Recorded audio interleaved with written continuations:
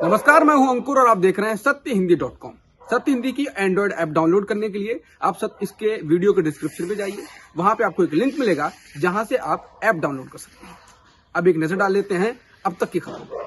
एक महीने से अधिक समय से आंदोलन कर रहे किसानों की आज केंद्र सरकार के बीच बैठक होनी है। इस बैठक से पहले पंजाब के बड़े किसान संगठन भारतीय किसान यूनियन उग्रह के अध्यक्ष जोगिंदर सिंह ने द हिंदू को कहा कि जिस तरह से सरकार में मौजूद नेता नए कृषि कानूनों के समर्थन में बयान दे रहे हैं और इसे किसानों के लिए फायदेमंद बता रहे हैं, तो मुझे 4 जनवरी की बातचीत से कोई सकारात्मक नतीजा आने की बहुत कम उम्मीद है।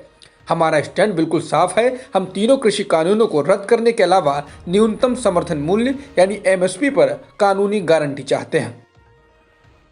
इससे पहले 30 दिसंबर को किसान संगठनों और केंद्र सरकार के साथ बैठक में सरकार की ओर से कहा गया कि आधी बात बन गई है। जोगिंदर सिंह ने कहा कि पिछली बैठक में केंद्र सरकार ने बिजली कानून और पराली जलाने को लेकर जुर्माने के मामले में किसानों को आश्वासन दिया है, लेकिन जब तक हमारी मुख्य मांगें नहीं मानी जाती तब तक हमारा संघर्ष जारी रहेगा और हम उसे और तेज करेंगे।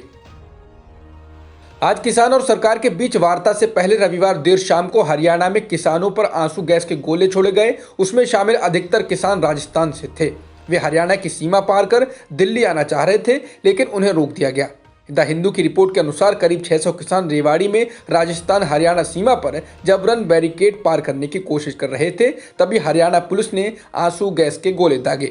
इससे पहले करीब 300 किसानों ने गुरुवार को रेवाड़ी में राजस्थान हरियाणा सीमा पर जबरन बैरिकेड को पार किया था।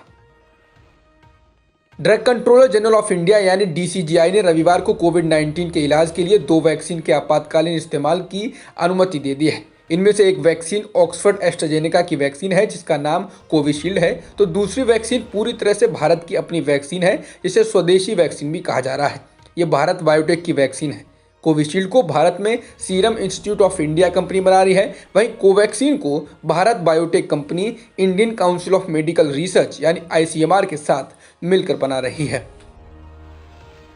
दोनों वैक्सीन को इतनी जल्दी अनुमति दिए जाने को लेकर कांग्रेस पार्टी समेत कुछ विशेषज्ञों ने भी सवाल उठाने शुरू कर दिए हैं। रविवार को कोविशील्ड और कोवैक्सीन को अनुमति दिए जाने के बाद कई लोगों ने सवाल उठाए कि दोनों वैक्सीन के तीसरे ट्रायल के आंकड़े जारी किए बिना अनुमति कैसे दे दी गई। तीसरे चरण के ट्रायल में बड़ी संख्या में लोगों पर उस दवा को टेस्ट किया जाता है और फिर उससे आए परिणामों के आधार पर पता लगाया जाता है कि वो दवा कितने प्रतिशत लोगों पर असर कर रही है। कोवैक्सीन के आपातकालीन इस्तेमाल की अनुमति दिए जाने के बाद कांग्रेस नेता शशि थरूर ने ट्वीट करते हुए कहा है कि कोवैक्सीन का अभी तक तीसरे चरण का ट्रायल नहीं हुआ है, बिना सोचे समझे अनुमति दी गई है जो कि खतरनाक हो सकती है। उन्होंने केंद्रीय स्वास्थ्य मंत्री को टैग करते हुए लिखा, डॉक्टर हर्षवर्धन कृपया इस बात को साफ कीजिए, सभी परीक्षण होने तक इसके इस्तेमाल से बचा जाना चाहिए जब तक भारत एस्ट्राजेनेका की वैक्सीन के साथ शुरुआत कर सकता है। स्वास्थ्य मंत्री डॉक्टर हर्षवर्धन ने भारत बायोटेक की वैक्सीन को लेकर कहा है कि जो अफवाहें फैलाई जा रही हैं वे जान लें कि क्लिनिकल ट्रायल मोड में कोवैक्सीन को आपातकालीन इस्तेमाल की मंजूरी सशर्त दी गई है। कोवैक्सीन को मिली आपातकालीन इस्तेमाल की मंजूरी कोविशील्ड से बिल्कुल अलग है क्योंकि यह क्लिनिकल ट्रायल मोड में इस्तेमाल होगी। कोवैक्सीन लेने वाले सभी लोगों को ट्रैक किया जाएगा, उनकी मॉनिटरिंग होगी अगर वे ट्रायल में हैं। राजधानी दिल्ली में पिछले 24 घंटों में कोरोना के 424 नए मामले सामने आए हैं, जो 7 महीने से भी अधिक समय बाद अब तक की सबसे कम संख्या है। वहीं एक दिन में यहां कोरोना संक्रमण से 14 और लोगों की मौत हुई है और संक्रमण की दर 0.62% हो गई है।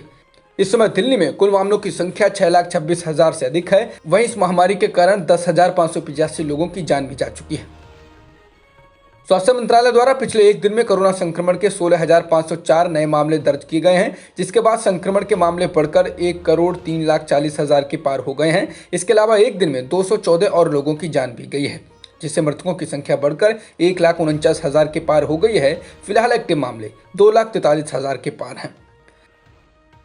गाजियाबाद में मुरादनगर शमशान घाट हादसे के लिए जिम्मेदार लोगों की धरपकड़ की जा रही है। हादसे में जूनियर इंजीनियर समेत 3 लोगों को गिरफ्तार कर लिया गया है। बता दें, एक दिन पहले शमशान घाट की नई छत ढहने से 24 लोगों की दबकर मौत हो गई, जबकि हादसे में 17 लोग घायल हैं, जिन्हें इलाज के लिए गाजियाबाद और मोदी नगर के अलग अलग अस्पतालों में भर्ती कराया गया है। घटना के शिकार लगभग सभी लोग एक बुजुर्ग के अंतिम संस्कार में गए थे। आरोपियों के खिलाफ कई धाराओं में मुकदमा दर्ज कर लिया गया है। सीएम योगी ने मृतकों के परिवार को 2-2 लाख रुपए की आर्थिक सहायता का ऐलान किया है। पाकिस्तान के बलूचिस्तान प्रांत में इस्लामिक स्टेट द्वारा अल्पसंख्यक शिया हजारा समुदाय पर किए गए हमले में 11 लोगों की जान चली गई है। आतंकवादी संगठन इस्लामिक स्टेट ने इसकी जिम्मेदारी ली है। अधिकारियों के मुताबिक इस हमले में कोयले की खदान में काम करने वाले 11 मजदूरों की हत्या कर दी गई है। उस समय वो लोग खदान के पास बने अपने कमरे में थे। एक सुरक्षा अधिकारी ने पहचान छुपाने की शर्त पर न्यूज एजेंसी रॉयटर्स को बताया, सभी कामगारों के गले काटे गए हैं, उनके हाथ पीछे बंधे हैं और आंखों पर पट्टी बंधी हुई है। अमेरिकी राष्ट्रपति डोनाल्ड ट्रंप की एक फोन रिकॉर्डिंग सामने आई है जिसमें वो जॉर्जिया प्रांत के शीर्ष चुनाव अधिकारी को अपने जीतने लायक वोटों का इंतजाम करने के लिए कह रहे हैं। वॉशिंगटन पोस्ट ने यह रिकॉर्डिंग जारी की है। इसमें राष्ट्रपति Trump Republican secretary of state Brad Raffensperger से कह रहे हैं, मैं बस 11,780 वोट और चाहता हूं।